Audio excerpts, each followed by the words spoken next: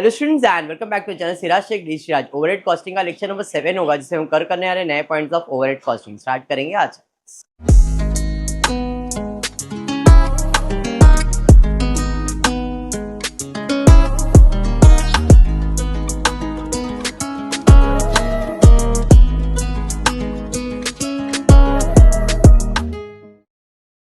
चलिए आज के क्लास में ओवरहेड्स का नया पार्ट पढ़ने वाले। पार्ट मीन्स हिंदी वाला पार्ट नहीं, PART part, new part. Clear. अब यहाँ पे हमने पहला प्राइमरी डिस्ट्रीब्यूशन का सम कंप्लीट किया, उसके बाद हमने सेकेंडरी डिस्ट्रीब्यूशन वाले सम्स कंप्लीट कर लिए थे। ये सब तो प्राइमरी है तुम्हारा। उसके बाद ये आपके सेकेंडरी डिस्ट्रीब्यूशन वाला सम, बराबर है। सेकेंडरी डिस्ट्रीब्यूशन के बाद आज जो नया करने वाले इसे कहते हैं machine hour rate. Machine hours rate. अब ये मशीन आर रेट्स क्या होता है? तो जो मशीन से रिलेटेड खर्चा होगा उस एक्सपेंसेस का बाइफर्केशन करना एंड पर आर उसका खर्चा कितना आ रहा है ये बताना। अब जो मशीन का खर्चा है ये खर्चे को हम दो पार्ट्स में डिवाइड करेंगे। एक है स्टैंडिंग कॉस्ट और एक है रनिंग कॉस्ट। मशीन के खर्चे को हम दो पार्ट्स में डिवाइड करेंगे, एक है स्टैंडिंग कॉस्ट और एक है रनिंग कॉस्ट। नाम से पता चल रहा है स्टैंडिंग मतलब फिक्स्ड खर्चा और रनिंग मतलब वेरिएबल खर्चा। अब रनिंग कॉस्ट में वेरिएबल खर्चा जो मशीन के अंदर आएगा मोस्टली तीन होता है। एक होता है डेप्रिसिएशन, एक होता है उसका रिपेयरिंग और एक होता है पावर। ये तीन एक्सपेंसेस मोस्टली जाते हैं रनिंग एक्सपेंसेस। उसके अलावा अगर कोई ऐसा खर्चा जो अपने को लग रहा है कि बदलने वाला है, चेंज होने वाला है, उसको हम लोग रनिंग कॉस्ट में डालते हैं। 90% ये तीन एक्सपेंसेस ही होंगे। कौन से? रिपेयरिंग से आएगा, डेप्रिसिएशन आएगा एंड पावर आएगा। उसके अलावा सब खर्चा इज योर स्टैंडिंग एक्सपेंसेस, जिसे फिक्स्ड एक्सपेंसेस कहते हैं। आपको क्वेश्चन दिया जाएगा, क्वेश्चन के अंदर आपको स्टैंडिंग एक्सपेंसेस और रनिंग एक्सपेंसेस बाइफरकेट करके तो नहीं बट एक्सपेंसेस दिया जाएगा। आपको एक्सपेंसेस का बाइफरकेशन करना है कि ये स्टैंडिंग में जाएगा, ये रनिंग में जाएगा। टोटल खर्चा निकालने का है, उसको टोटल आर से डिवाइड करना है। आर्स मतलब कितने आर्स मशीन चल रहा है उसे डिवाइड करना है, तो अपने को पर आर का कॉस्ट मिल जाए। हमने अभी ओवरहेड्स में किया था, प्राइमरी डिस्ट्रीब्यूशन का टोटल किया था, उसको नंबर और आर से डिवाइड किया था, तो लेबर आर्स मिला था वहां पे। अब हमको मशीन आर्स फाइंड करना है, तो मशीन का खर्चा लेंगे, उसको टोटल मशीन आर से डिवाइड करेंगे, तो अपने को मिल जाएगा मशीन रेट आर्स। समझा? इसके गिन के 2 या 3 लेक्चर्स लूंगा और फिर वाइंड अप कर दो। सम्स रहेंगे बट 2-3 लेक्चर्स का काम है, खत्म हो जाएगा। जैसे क्वेश्चन आपके सामने text book page number 231, question number 24। From the following information compute machine hour rate. Clear? Cost of machine दिया है 44,000, कॉस्ट ऑफ मशीन दिया है 44,000, स्क्रैप वैल्यू दिया है 4,000, रेंट फॉर वर्कशॉप दिया है 25,000 per annum, general lighting for the workshop दिया हुआ है 160 per month, power consumption 20 unit per hour at the rate 20 rupees per every 100 unit. Administrative expenses allocated to the machine rupees 4,000 per annum. Repairs and maintenance 75% of depreciation. Workshop supervisor salary rupees 3,000 per month. Estimated working time per year 50 weeks of 40 hours each. Setting up time which is regarded as productive time is 200 hours per year. Effective life of the machine 10 years. The machine occupies 1/4 of area for workshop. Supervisor is expected to devote 1/3 of his time in supervising the machine. क्या समझ में आया? Expenses वगैरह कुछ दिए हुए, machine से related machine का कॉस्ट, स्क्रैप वैल्यू, कोई रेंट ऑफ वर्कशॉप दिया हुआ है, general lighting expense of workshop दिया हुआ है एंड बहुत सारी चीजें दी गई है। हमको क्या करना है? बाइफरकेट करना है रनिंग कॉस्ट में और स्टैंडिंग कॉस्ट में। हमको इसमें से जो स्टैंडिंग कॉस्ट रहेगा उसको स्टैंडिंग कॉस्ट में लिखेंगे, जो रनिंग कॉस्ट रहेगा उसको रनिंग कॉस्ट में लिखेंगे, और दोनों का टोटल लेंगे और उसको जितने भी आवर्स तुम्हारी मशीन ने काम किया उससे डिवाइड करके रेट पर आवर निकालने वाले हैं। इतना दिमाग में बैठा।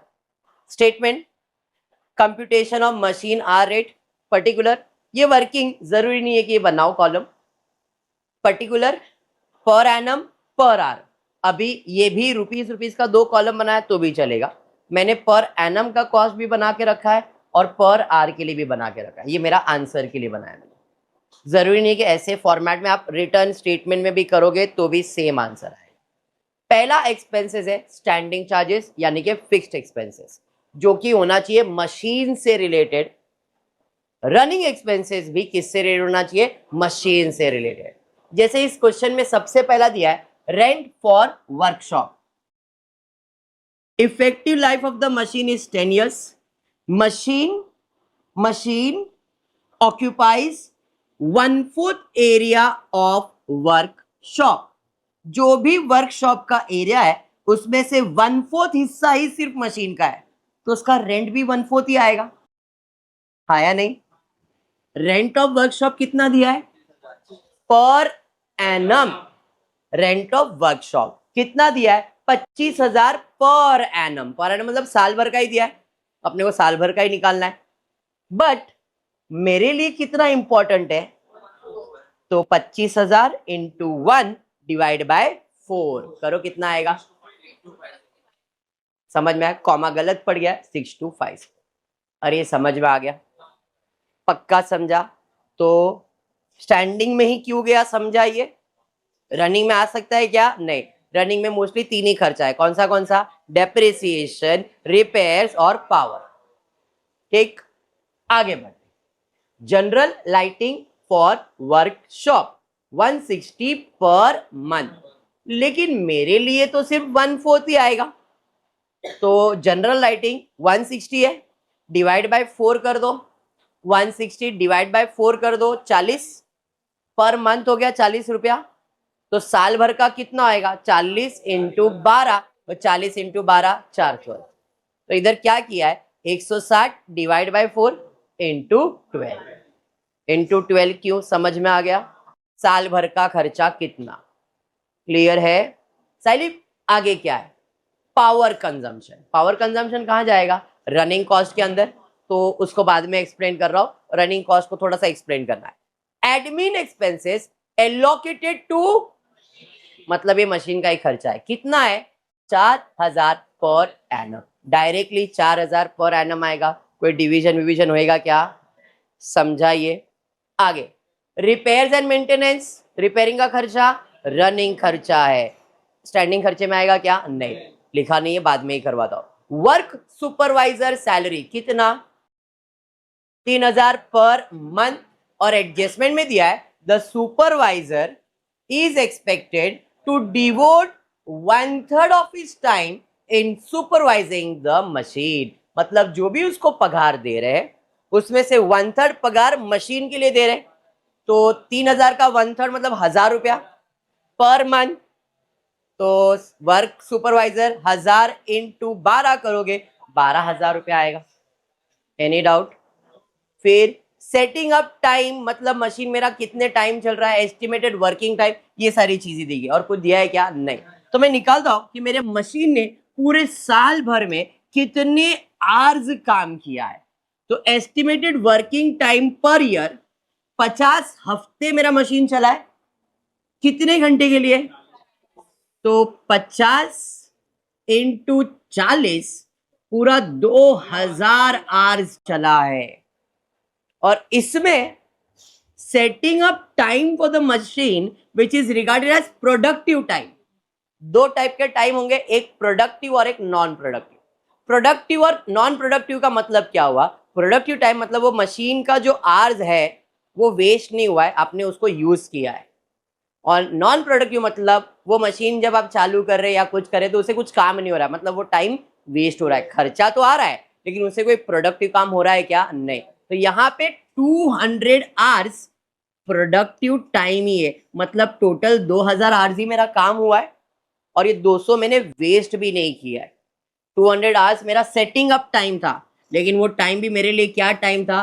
Productive time. मतलब मशीन चालू करते करते मेरा काम भी चलते जा रहा था। ऐसा नहीं कि अभी मशीन को चालू होने दे, मशीन को सेट होने दे, फिर काम चालू करेंगे, नहीं। जैसे ही मशीन चालू किया आपका काम चालू है, मतलब आपने टाइम वेस्ट किया क्या? अगर ये टाइम वेस्ट होता तो 2000 में से 200 अपन क्या करते? कम कर देते। समझा क्या बोला मैंने? हाँ, पक्का। चलिए ठीक, आगे बढ़ते हैं। Effective life of the machine, machine का लाइफ कितना है? अब ये क्यों दिया है? To calculate depreciation. आपको डेप्रिसिएशन का बचपन में एक फॉर्मूला पढ़ाया गया था। आपका बचपन मतलब 11th स्टैंडर्ड। हाँ, नहीं तो बोलेंगे हमारा बचपन में ऐसा कुछ नहीं था। डेप्रिसिएशन का formula original cost minus scrap value upon estimated life. ऐसा कुछ पढ़ा था आपने? नहीं पढ़ा था तो अभी फिर से पढ़ लो, समझो यही तुम्हारा बचपन है। Depreciation is equals to original cost minus scrap value upon estimated life. आप देख सकते हो मशीन का ओरिजिनल कॉस्ट दिया है, स्क्रैप वैल्यू दिया है, एस्टिमेटेड लाइफ दिया है। तो इससे हम क्या फाइंड कर सकते हैं? डेप्रिसिएशन। और डेप्रिसिएशन कहाँ जाएगा? रनिंग कॉस्ट में। अरे बात समझ में आया क्या? हाँ या नहीं? पावर कहाँ जाएगा? रनिंग कॉस्ट में। फिर और एक रिपेयर कहाँ जाएगा? रनिंग कॉस्ट में। बाकी सब एक्सपेंसेस आपने लिख दिए। अरे अंडरस्टूड? टोटल ले लो जरा, इसका टोटल कितना आ रहा है? 12 और 4 16, 16,000 और 20,000, 20 और 27 क्या? 22,000, 22,730,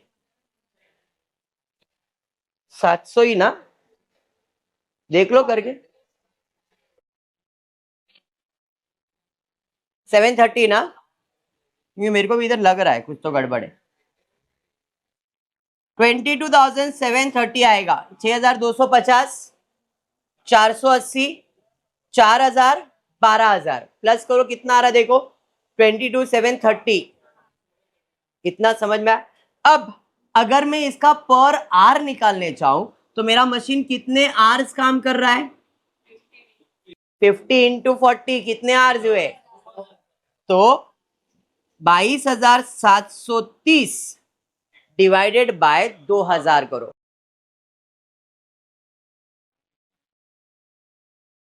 365 तो 37 लिखा चलेगा। तो ये मैंने पर आवर फाइंड किया, सिर्फ किसका? स्टैंडिंग का। अभी मुझको किसका फाइंड करना है? रनिंग का। दोनों को ऐड कर दूंगा तो मुझे टोटल मशीन आर रेट मिल जाएगा। समझा कंसेप्ट? हाँ, स्टैंडिंग एक्सपेंसेस समझ में आ गया। अब रनिंग एक्सपेंस में पहला मैं कैलकुलेट कर रहा हूं डेप्रिसिएशन। ऑलरेडी मैंने आपको फॉर्मूला बताया। डेप्रिसिएशन का formula original cost minus scrap value upon life. Original cost 44,000, scrap value 4,000 divided by 10, तो 4,000 आएगा। साल भर का यही है। तो डेप्रिसिएशन 44,000 माइनस 4,000 डिवाइडेड बाय 10, 4,000 आएगा। अरे समझ में आया? अब जैसे स्टैंडिंग कॉस्ट में आपने क्या किया? टोटल को डिवाइड बाय कितने से किया था? रनिंग में ऐसा नहीं करते। रनिंग खर्चा जैसे ही आएगा, जैसे आया 4,000, इसको डिवाइड बाय क्या कर दोगे? टोटल वर्किंग आवर्स कितना? 2,000, तो कितना आ जाएगा? 2। तो 4,000 डिवाइडेड बाय 2,000, इसका रेट पर आवर कितना आ गया? 2, साल भर का। समझा या बाउंसर गया? हर सम ऐसा ही होगा। पक्का समझा? नेक्स्ट था रिपेयर्स। कितना बोला है? तो 4,000 का 75% निकालो, या तो फिर सिंपल 2 रुपए का 75%। One and the same. या तो 4,000 उसका 75%, उसको डिवाइड बाय 2,000 करो, या तो सीधा सीधा 2 रुपए का 75% वैल्यू निकालो। 1.5। Any doubt? इतना समझा? पक्का? अभी क्या बच गया है? पावर। पावर भी दिया है शायद आपको। अब जरा ध्यान देना, very important, very important and very important. ध्यान से सुनना, और ऐसा मत कि पढ़ रहे हो, लॉजिक लॉजिक लगाओ। तुमको लाइट बिल कैलकुलेट करना है, आपका लाइट बिल कैलकुलेट करना है। तो कैसे कैलकुलेट करोगे? तो क्वेश्चन पढ़ रहा हूं, पावर कंजम्पशन कौन कंज्यूम करेगा? मशीन। वो लाइट कंज्यूम कर रहा है, कितना कंज्यूम कर रहा है? पर आवर में। मतलब अगर 1 आवर आपका मशीन चालू रहेगा तो कितना यूनिट कंज्यूम करेगा? 1 आवर में। ठीक है, अब बोला है 20 रुपया एवरी 100 यूनिट का लगेगा। 20 रुपया हर 100 यूनिट का लगेगा। अगर 100 यूनिट है तो 20 रुपया लगेगा। 20 यूनिट पर आवर। कंफ्यूज हो गया सर? कंफ्यूज सर, क्या हो रहा है ये? चलो ठीक है, लाइट बिल कैलकुलेट करने के लिए मुझे यूनिट्स चाहिए। मुझे क्या चाहिए? यूनिट्स। और पर यूनिट कितना वो मालूम होना चाहिए। तो 100 यूनिट का अगर 20 रुपया है, 100 यूनिट का 20 रुपया है, तो 1 यूनिट का कितना है वो बता दो। Unit rupees. 100 यूनिट का अगर 20 रुपया चार्ज कर रहा है तो 1 यूनिट का कितना चार्ज करोगे वो बोल दो। तो मैं क्रॉस मल्टीप्लाई करूंगा ना, तो 20 × 1 डिवाइडेड बाय 100 0.2 आएगा। 5 रुपया आ रहा था किसी को। अरे डिबेटो, इधर ध्यान दो। ये समझा? मतलब अभी देखो ध्यान से, एक यूनिट का एक यूनिट का मेरा बिल कितना आएगा? 20 पैसा। अगर 1 यूनिट मशीन आता है, चलता है, तो 20 पैसा आएगा। अब मेरा मशीन जो है 1 आवर अगर चलता है तो 20 यूनिट खाता है, हाँ या नहीं? आपका मशीन पूरे साल भर में कितने आवर्स चला है? 40 आवर्स। साल भर में कितना यूनिट चला है? 2000 चला है। ज्यादा चला है? अच्छा, कितना ज्यादा चला लग रहा है? 1 यूनिट का 20 पैसा। 20 पैसा। मेरा जो मशीन है वो सिर्फ 1800 आवर्स चला है। ये कहां से आया सर? क्या अलग अलग कर देते सर। 500 इंटू 40 करते हो तो 2000 आवर्स आ रहा है, लेकिन मशीन को सेट करने में 200 आवर लग गया मुझे, बराबर? वो मैंने यूज तो किया, लेकिन मशीन का सेटिंग अप टाइम में पावर कंजम्पशन नहीं हो रहा है। मशीन को सेट करने में, चालू करना है, सेट करना है, उसमें मेरा 200 आवर वेस्ट हुआ है। तो क्या उसमें मेरा पावर कंज्यूम हुआ है क्या? नहीं। तो इसका मतलब टोटल मशीन 2000 आवर्स काम कर रहा है, बता तो रहा है, लेकिन पावर कंजम्पशन तो सिर्फ 1800 आवर्स का ही हुआ है। ये बात समझ में आया? सर एग्जाम्पल, ये सब मत बताओ। एग्जाम्पल है, करंट की फैक्ट्री है। ओके, अब करंट की फैक्ट्री में मशीन सब लगे हुए, तो कुछ मशीन के अंदर ऐसा है कि मेरे को सामान रखना पड़ता है। तो मशीन चालू नहीं किया है मैंने, लेकिन मशीन को सेट करने के लिए सामान, क्योंकि मेरे को काम करवाना है, तो सामान रखते रखते रखते रखते ऐसे पूरे साल में 200 आवर्स यूज हो गया। हो सकता है पहले दिन में 1 यूज हुआ है, दूसरे में 1, फिर तीसरे में 1, ऐसे 200 दिन काम हुआ रहेगा तो 200 घंटे चले गए मेरे। लेकिन वो 200 घंटा वेस्ट किया क्या उसने करंट ने? नहीं, काम करवा के लिया। बट क्या वो 200 घंटे मशीन चालू था क्या? समझ में आया? तो इधर क्लियर बोला है, setting up time is regarded as productive time. इसलिए हमने उसे कंसीडर किया है कि हमारा जो भी खर्चा आएगा हम लोग 2000 आवर से डिवाइड करेंगे। अगर ये अनप्रोडक्टिव होता तो मैं क्या 2000 लिखता, क्या यहाँ पे 1800 ही लिखता मैं। फर्क समझ में आया क्या बोलना चाह रहा हूं? हाँ, अब पावर कंजम्पशन कभी हुआ भाई, सब सेट करने के बाद हमने मशीन चालू किया, तो ऐसा पूरे साल में मेरा मशीन 2000 आवर्स चल रहा है, उसमें से अगर 200 आवर्स निकाल देता हूं तो मशीन चला कितने आवर्स रहेगा। समझ में आया। तब उसने बोला है यूनिट और रुपीस की बात कर रहा हूं, एक यूनिट का 20 पैसे। तो अब ये तो आवर्स है, यूनिट थोड़ी है, तो इसको भी कन्वर्ट करना पड़ेगा यूनिट्स में। क्वेश्चन में दिया था 1 आवर में कितना यूनिट कंज्यूम होता है, 1 आवर में 20 यूनिट कंज्यूम होता है, तो 1800 आवर्स में कितना यूनिट कंज्यूम होगा। तो 1800 into 20 divide by 1, 36,000 unit consume होगा। अरे हाँ, तो अब यूनिट मिल गया, 36,000 यूनिट कंज्यूम होगा, तो बिल कितना आएगा, 36,000 इंटू 0.2 डिवाइडेड बाय 1, 7,200 रुपए का बिल आएगा पूरे साल भर का। अरे समझा। अब जो भी बिल आया है ये तो रनिंग कॉस्ट है, तो उसको किससे डिवाइड करना पड़ेगा, 2000 से डिवाइड करते हैं ना रनिंग कॉस्ट में, तो इसको डिवाइड बाय क्या करोगे, तो इसका पर यूनिट कितना आएगा, 3 सर ये क्या किया है, 20 20 1800 1000 2000, है ना, कंफ्यूज हो गए ना।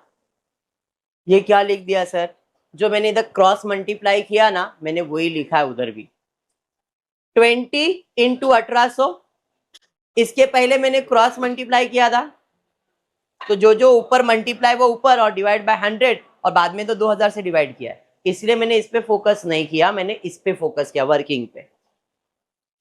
समझा या गया, गया। वापस एक बार पावर फिर से सुन लो, लिख के देता हूं वर्किंग, ध्यान से देखना। पावर के बारे में बोला है 20 यूनिट पर आवर में हम कंज्यूम करते हैं, और हमारा जो बिल है 20 रुपए एवरी 100 यूनिट का आएगा। तो मैंने पहले कैलकुलेट किया एक यूनिट का कितना, तो उसने बोला 100 यूनिट का आपका बिल है 20 रुपया, तो भाई मेरे को एक यूनिट का कितना दोगे, तो 20 इंटू 1 अपॉन 100 किया, 0.20 बराबर, ये 1 यूनिट का बिल है, मतलब अगर एक यूनिट आएगा तो आपको बिल कितना आएगा, 20 पैसे आएगा। अब आगे 1 आवर्स में आप 20 यूनिट कंज्यूम करते हो, पर आवर में 20 यूनिट कंज्यूम करते हो, तो आपका मशीन कितने आवर्स चला था, 1800, तो 1800 आवर्स में आपने कितना यूनिट कंज्यूम किया, क्रॉस मल्टीप्लाई, 1800 इंटू 20 अपॉन, तो आपको आ जाता है 36,000। तो देखो मैंने इधर जो वर्किंग किया, इधर क्या किया, 20 इंटू 1 इंटू 18 इंटू 20, तो मैंने न्यूमरेटर में क्या लिखा है, 20 इंटू 1 लिखने की जरूरत नहीं, 20 आएगा, 1800 इंटू 20 डिवाइडेड बाय 100 इंटू 1, 100, फिर जो भी खर्चा आएगा उसको किससे डिवाइड करना है। समझा logic.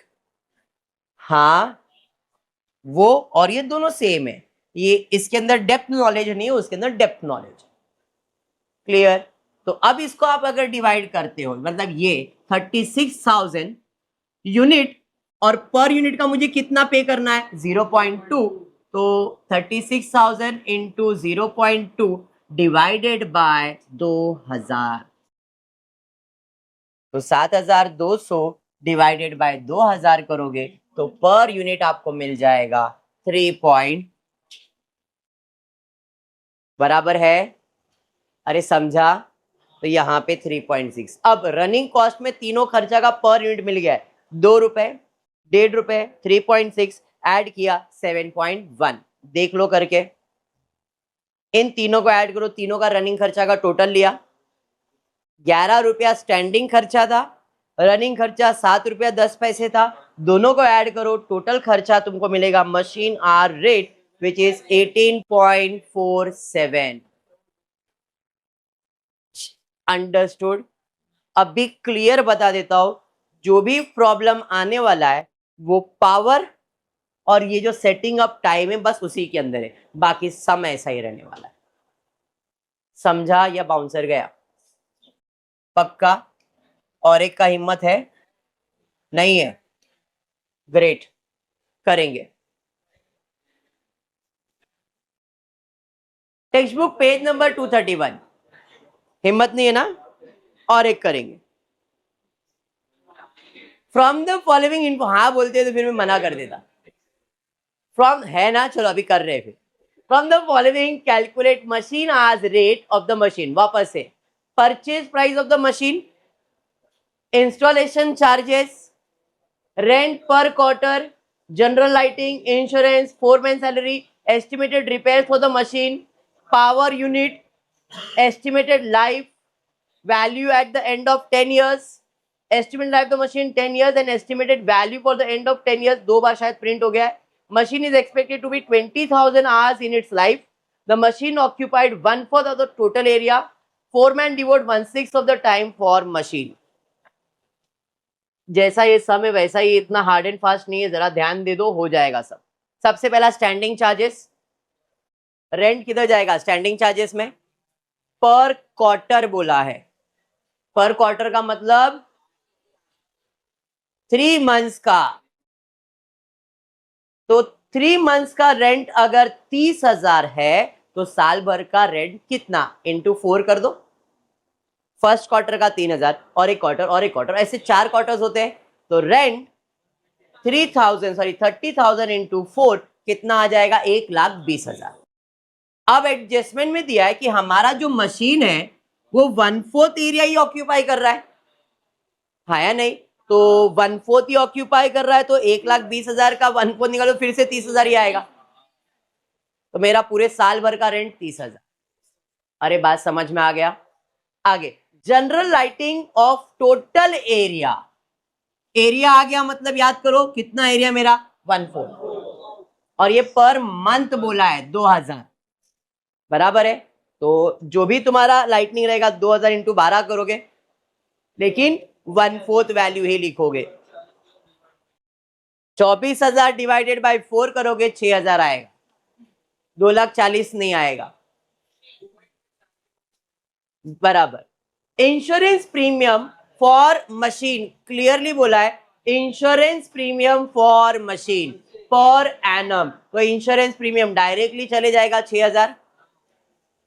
Foreman salary per annum 60,000, और इसके ऊपर एडजस्टमेंट दिया था कि जो फोरमैन सैलरी है वो कितना डिवोट कर रहा है? 1/6 ऑफ द टाइम। तो फोरमैन सैलरी 60,000 है, 60,000 का 1/6 मतलब 10,000 आएगा। उसके बाद एस्टिमेटेड रिपेयर्स, रिपेयरिंग का खर्चा चले जाएगा रनिंग में, पावर जाएगा रनिंग में, इससे अपने को मिलेगा डेप्रिसिएशन। और कुछ है क्या? नहीं। टोटल कर लो कितना आ रहा है, देख लो कितना? 52,000, बराबर। कितने आवर्स मशीन ने काम किया है? The machine is expected to run 20,000 hours in its life time. तो किससे डिवाइड करेंगे? 20,000 से। सेंटेंस पढ़ो, machine is expected to run 20,000 hour in its life time. ये साल भर का नहीं बोला है, उसके लाइफ पीस, और उसका लाइफ कितना है? 10 इयर्स। तो अगर 10 साल में 20,000 आवर्स चलेगा तो पर ईयर कितना चलेगा? 2,000। तो इस साल भी उसका टोटल कितना रहेगा? 2,000। तो यहाँ पे जो भी स्टैंडिंग खर्चा है कितना?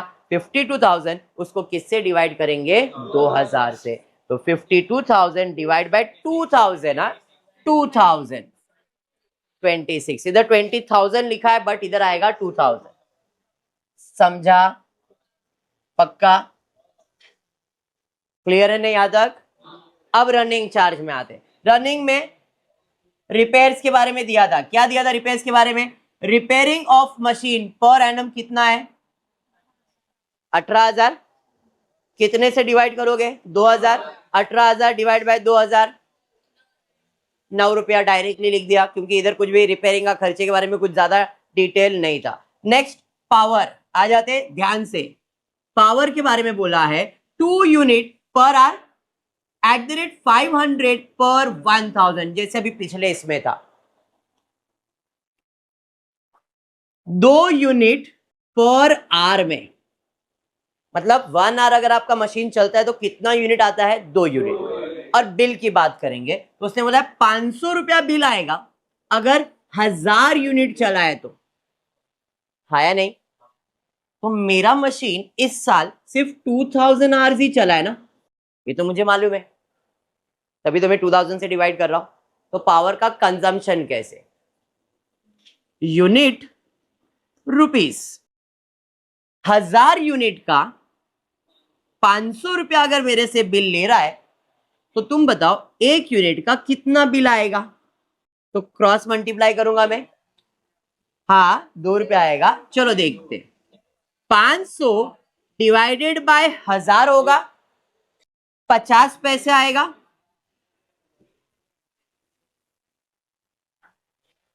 अरे बराबर 50 पैसे 1 यूनिट का आएगा।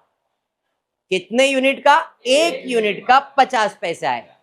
अब पावर के बारे में क्या बोला है? 1 आवर में 2 यूनिट कंज्यूम होता है। अभी लिख रहा हूं आवर्स,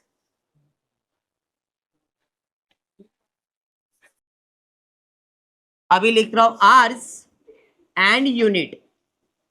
1 आवर में कितना यूनिट? 1 आवर में 2 यूनिट्स। मशीन कितने आवर्स चला है आपका? तो कितना यूनिट साल भर में आएगा? Cross multiply 4000। तो 1 साल में आपका मशीन कितना यूनिट कंज्यूम कर रहा है? ये समझा? क्या बाउंसर गया? पिछले समझे सही था। पहले मैंने 1 यूनिट का खर्चा निकाला और फिर मैंने पूरे साल भर में मेरा यूनिट कितना आएगा वो कैलकुलेट। अब पूरे साल में अगर 4000 यूनिट कंज्यूम होगा और 1 यूनिट का वो 50 पैसे मेरे से लेगा तो मेरा लाइट बिल कितना आएगा? 4000 इंटू 0.5, 2000। और टोटल को डिवाइड भी 2000 से ही करने का है तो 1 रुपया आ जाएगा। 1 रुपया। अरे समझा? यही ट्विस्ट है। यही समझना है। और ये कब समझेगा? जब तुम्हारे दिमाग में ये जो यूनिट और आवर्स का कैलकुलेशन बैठ जाएगा। मैं एकदम सिंपल क्या बता रहा हूं, सबसे पहला मैंने 1 यूनिट का खर्चा निकाला और फिर पूरे साल भर में कितना यूनिट कंज्यूम हो रहा वो निकाल रहा हूं। पहले 1 यूनिट का खर्चा और फिर पूरे साल में कितना यूनिट कंज्यूम हो रहा। ये कैसे? तो 1 यूनिट के लिए उसने बोला 500 रुपया, मतलब ये रुपीस है। कितने यूनिट का? यूनिट का। तो मैंने यूनिट और रुपीस लिखा। 1000 यूनिट का अगर वो 500 रुपया मांग रहा है तो 1 यूनिट का कितना मांगेगा? 1 यूनिट का 50 पैसा मांगेगा। ये समझ में आ गया? अब ये बाजू में कर दो। अब पूरे साल में कितना यूनिट कंज्यूम होगा? तो उसने बोला है अगर 1 आवर चलेगा तो 2 यूनिट कंज्यूम होएगा।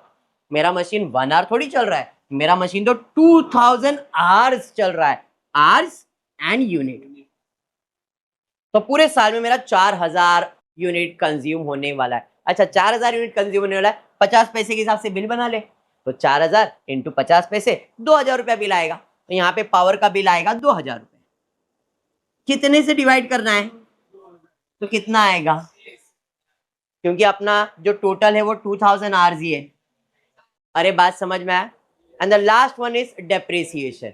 डेप्रिसिएशन के लिए क्लियर बोला है, estimated life of the machine कितना है? 10 years. Value at the end of 10 year is 1 lakh. Scrap value 1 lakh. Original cost 4,50,000। Installation charges है 50,000। तो डेप्रिसिएशन का फॉर्मूला क्या है? Original cost minus scrap value upon life. तो ओरिजिनल कॉस्ट कितना, 4.5 lakh plus 50,000, 5 lakh. 5 lakh. Scrap value कितना, 1 लाख डिवाइडेड बाय लाइफ कितना, 10। करो कितना आ रहा है, 40,000। 1 साल का आएगा, साल भर डिवाइड बाय 10 किया मतलब ईयरली मिला ना, तो 1 साल का 40,000, तो डेप्रिसिएशन आएगा 40,000 साल भर का। किससे डिवाइड करोगे, 2000 से। तो 40,000 डिवाइडेड बाय 2 कर दो, 20 रुपीज आपको पर आवर मिलेगा। अरे बात समझा। अब क्या करना है, सबका टोटल मशीन आवर्स 20 और 46 और 56 आ जाएगा। लॉजिक समझ में आ गया, मशीन आवर्स क्या है समझा, बस दैट्स इट, खत्म, इतना ही है। क्लियर है क्या। तो आज के क्लास में इतना ही करते हो। होपफुली वीडियो पसंद आए तो प्लीज वीडियो को लाइक कर देना, फ्रेंड्स ग्रुप में शेयर करना, चैनल को सब्सक्राइब करना। Thank you for watching the video.